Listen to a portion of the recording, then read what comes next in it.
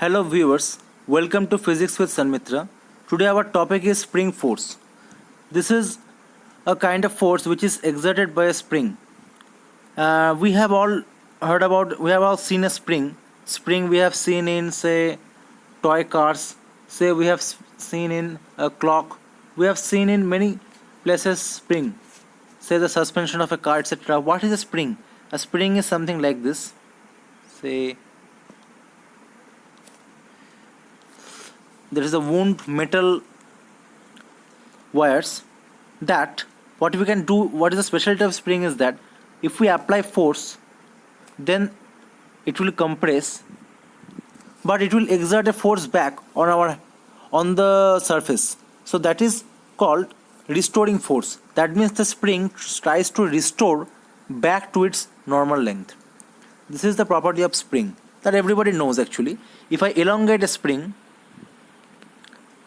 then the natural length is something like this, and I am elongating the spring, then what is happening is that the spring will try to contract, try to shorten, and it will pull. It will pull the support with which we are elongating the string, expanding the string. So the spring, it actually exerts a restoring force when it is elongated or compressed, so that it will restore to its original configuration. This is the property of spring. Now let's begin. See here, the spring is having a natural length, that is L naught. Natural length means the length of the spring at relaxed state. That means it is not compressed or it is not elongated, and it is not exerting any restoring force because it is already at its natural length or relaxed state. Now here I have shown one example. I am applying a force in the left hand side, and here is a support, fixed support. Now the spring is getting compressed, and now the length is L naught minus x. That means I have compressed the spring by a distance L naught x, by a distance x. So it is the compression. The first case is compression, and let's look at the second case. In second case, I am pulling this spring, and here is the support. What will happen if there is no support? There will be nothing to hold this spring at one end. So the spring won't expand. The spring will simply move. The spring will simply translate. But here, I am pulling the string on the right hand side, and the spring is expanding by a distance x from the natural length. Let us see L naught plus x. So just understand the direction of the force. Let's understand the direction of the force. Since the spring is applied with an external force F, the spring will apply an equal and opposite, not equal and opposite always. The spring will apply a restoring force, say that is R. Now at equilibrium, what will happen? F will be equal to R. That is the thing. Don't say the applied force is the restoring force. That is not always the case.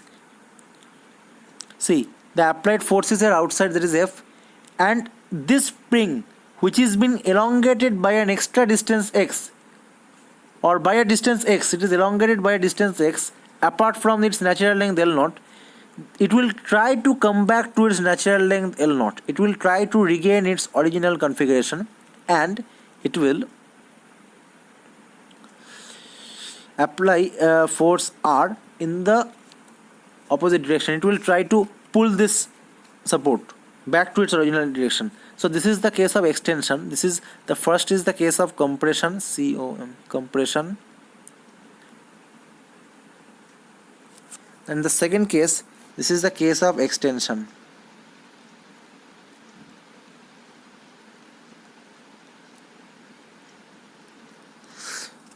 Okay.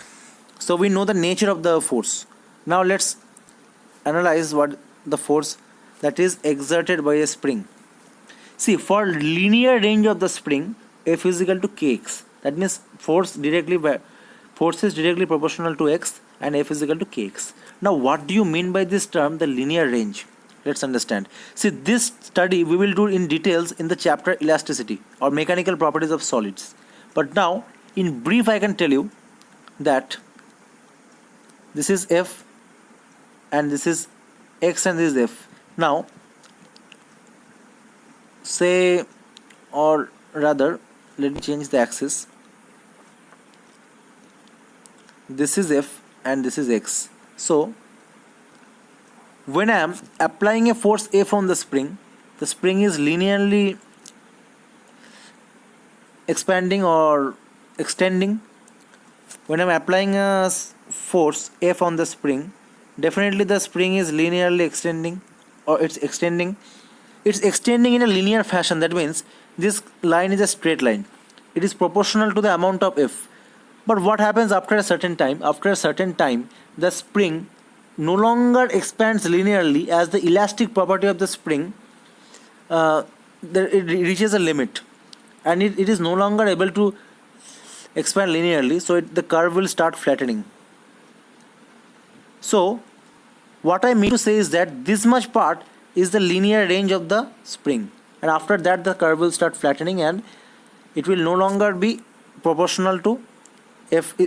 In this range I can say f is proportional to x, and in this range I can say f is proportional to, say, some ax plus some bx square or some other terms to account for this flattening of the curve. So that's it. So by linear range we mean only this much, that up to a certain elongation only this will be linear. This we will learn in details in the chapter of mechanical properties of solids. There we will learn about Hooke's law. There we will the stress strain curve, and there we will learn everything. Now where F is the restoring force exerted by the spring, here F is the restoring force. That means we are applying some force. Let's say that force is P. This force is P, and the spring is applying a restoring force, that is F. Now X is the elongation or compression in the spring. Okay. Now F and K is the spring constant. There is a spring constant that we define, say, Newton per meter, or rather practical units be kilonewton per meter. So F is equal to Kx. K is the spring constant. Okay. Now we have a problem here. Find the elongation of the spring at equilibrium. See, we have a block of mass m that is hanging, and it is under gravity. This is vertical arrangement. The natural length is L0 and the spring constant is K. Now at equilibrium find the elongation. See, it is hanging, so mg is acting downwards. Mg. Since mg is acting downwards, I can draw this block here. This is m, and downwards will be my mg. And see, the spring has elongated, so this spring will exert a restoring force, that is, let's say, F on this block. And similarly, let me draw the free body diagram of the spring in this hand side, in the left hand side. The spring is exerted by a force F. Now also at the support also it will be exerted by a force F. Now you may say, how can I write this F and this F as equal? Why not F1 and F2? How can I say that these two are equal? I can say these two are equal because at equilibrium this spring is neither accelerating upwards nor accelerating downwards. It is at equilibrium. So if it is at equilibrium, both should be constant. Both should be same. Both should be same and both should cancel each other. Otherwise this will not be at equilibrium. So I can write. So I have drawn the free body diagram of the spring. See, here I have drawn. Here also. See, I have drawn it properly here. Mg downwards, F upwards, then F and it is elongating by a distance x. Now at equilibrium mg is equal to F. F is equal to Kx. Now mg is equal to Kx since F is equal to mg. So x is equal to mg by k. So mg by k is this much elongation, that is that this spring is that's encountering. Now the next question, find the elongation in the spring at equilibrium. See, there is a pulley, there is a string wound around the pulley, and there is a block, and the spring is attached to the surface. See, in this portion of the string, I'm putting a spring inside. Now find the elongation of the spring. Now the best way to do this problem is to forget about the spring. You think that there is no spring and then you find the tension. At the end of the spring, what will happen? The tension will be acting. So we will be applying tension. See, in this part there will be T. In this part there will be T. Again here it will be T. See, I will be drawing the free body diagram. I'm just doing it in rough. This is T. Here it is 2T. And again here it is 2T. So for the spring, tension is acting 2T, and for this block of mass it is T. These problems we have already done in the chapter free body diagram and in constant motion. So this I'm doing it in a little bit. I'm just showing you the free body diagram directly. See, free body diagram for this block mg is acting downwards, and for this tension string, the tension is T, I am assuming. So this T, the tension is T here, and mass is mg downwards. Now for the pulley, this tension will be acting downwards, this T in line with this one, and this tension also will act downwards. And this part, this upper part of the string, that is connecting this upper string, that is connecting the pulley to the spring, that will have a tension of T plus T, that will be 2T, because this pulley is massless. Nothing is said, so it is massless. 2T, T plus T, that will be 2T. We have already covered these concepts in FBD and constant motion, so please refer to those lectures if you are finding any difficulty in understanding. Now see, this spring is exerted by a force of 2T, and due to, just like the earlier case, there will be 2T on the support, because this whole spring is in equilibrium. There is no net upward or downward acceleration, and this elongation is x. Now let's see, at equilibrium for this block, T is equal to mg, and for this spring 2T is equal to k into x. See, k into x is the restoring force. The applied force, that is 2T, and the restoring force will be k into x. So 2T is equal to k into x. So T is equal to mg, so 2mg is equal to k into x. So x is equal to 2mg by k. Now find the minimum value of coefficient of friction. This is the next question. Find the minimum value of coefficient of friction for the entire system to be in equilibrium. Natural length of the spring is L. See, first of all, if I am just keeping the block like this, just see here, this is the rough wall having coefficient of friction mu s. I am just keeping this block like this, touching this wall. Will this block stay here? No, this block won't stay here, and this block will fall. Because why? Because what is supporting this block? This block will be supported by the friction. But for friction, what is needed? For friction, normal reaction is needed, N. But no force in this direction. There is no force in this direction to provide the normal reaction. We need a force, right, to account for the normal reaction. But there is no force. So we have to apply some force. That job is done by this spring. I think now you are getting the essence of the question. Now this spring is having a natural length L, and see the final length of the spring, that is small l. So we can understand that this spring should be compressed, because if this spring is not compressed, say the spring's natural length was something like this, and we are elongating it to L. We are elongating it to, say, L. Now what will happen? After elongating it to L, it will pull. It will start pull, and definitely if it starts pulling, this block will definitely go down only, because this block will immediately lose contact with the surface. So what we will do is that we will compress this spring. We will compress this particular spring so that the force is towards the block onto the wall. That will generate a normal reaction from the wall, so that the minimum that will be sufficient to support a value of friction which will be able to negate the weight which is pulling the block downward. I think now it is clear.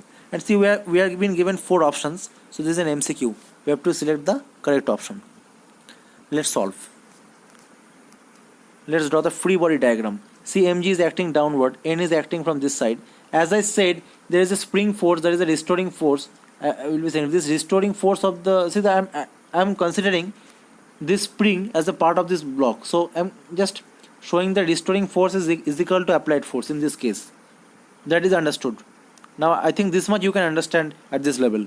So this kx is acting directly on this block of mass m as the restoring force, because the spring is being compressed by a distance x, and this friction F upward, that is balancing this weight.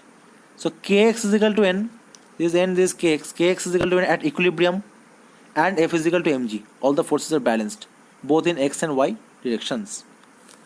Now for the limiting case, we are asked to find the find the value of mu s, that is the minimum value of mu s. F is equal to mu s into n. We have to find the limit. We are given the limiting case, otherwise we cannot write this formula. Already I have told in friction chapter, you please go and see if you are having any doubt why I am repeatedly stressing on the word limiting case. This is the limiting case, that is only we can write the maximum friction offered by the minimum value of mu s. So mg, F is equal to mg, so mg is equal to mu s into kx, n is kx, so mu s is equal to mg into kx. Now what is x? The natural length was L, the final length is small l. Let's look at the figure. See, the spring is adjusted like this. I am neglecting the length of the block. So capital L is minus small l, that is x, that is the elongation. So mu s is equal to mg by k into capital L minus small l. So our correct option is option 3.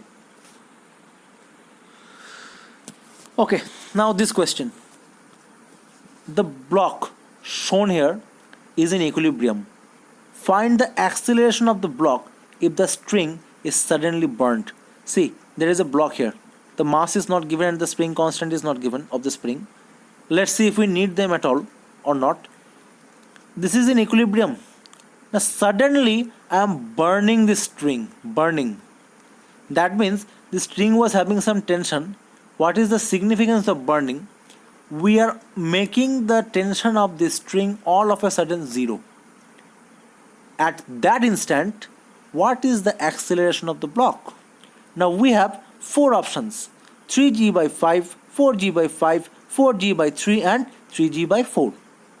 Now let's see how to do this question. First of all, let's see, this block is in equilibrium, so we can definitely draw a free body diagram. Let's assume the mass to be m. Let's assume, because we are not given the mass. See, this side there will be tension, this side there will be mg. We have already done this type of free body diagram, so please refer to the free body diagram lecture if you are facing difficulty. And this side there will be spring force, that is F. There will be spring force, that is F. Now I have drawn the free body diagram here already. Now I am resolving F into F sine 53 degree and F cos 53 degree. Since 53 degree it is the angle of F with the vertical. Now this F at equilibrium, F cos 53 degree will be equal to mg. This F cos 53 degree will support the mg, and F sine 53 degree will support t, that is in the x direction. F sine 53 degree is t and F cos 53 degree is mg at equilibrium. Now what is the value of F? F is mg by cos 53 degree, that is mg by 3 by 5, that is 5 mg by 3. See, cos 53 degree, if you don't know one thing, let me tell you. You will think this is not a standard triangle. So how am I telling? You just remember one triangle, that is 3, 4, 5. This is right angle. This is 3, this is 4, and 3 square plus 4 square, that is 5 square. This is 5. Now just see here, what is the angle between 4 and 5? The angle between 4 and 5 is 37 degree. And angle between 5 and 3, that is 53 degree. That is not exactly 37 degree, that is 36.86 degree, but we assume it to be 37 degree. In many of the physics problems they do. In case of the examinations, actual examinations, they actually mention that cos 53 degrees 3 by 4 by 5 or 3 by 5 or anything like that. Actually 3 by 5. Cos 53 degrees 3 by 5. See, 3 by 5. Okay, this 3 4 5 triangle is very important, remember. Now this, what is happening, this string is suddenly burned, so suddenly this tension will become 0. Now the system is unbalanced. It was balanced earlier at equilibrium. Here F is acting like this and mg is acting like this. Definitely it is unbalanced because the net resultant will act like this.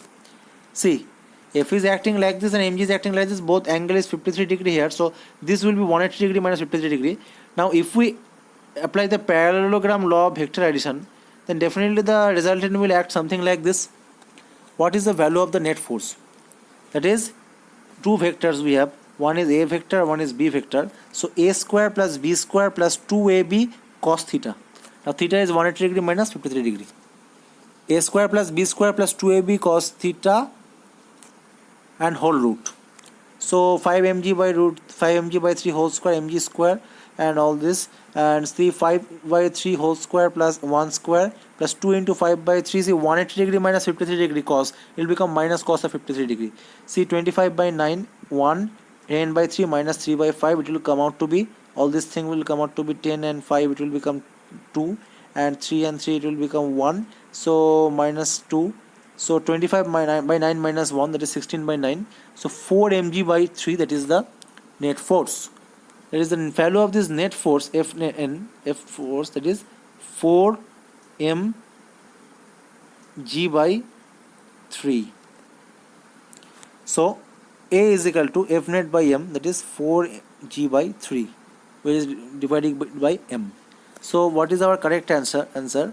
Our correct answer is option 3. Subscribe to our channel and share this video with your friends.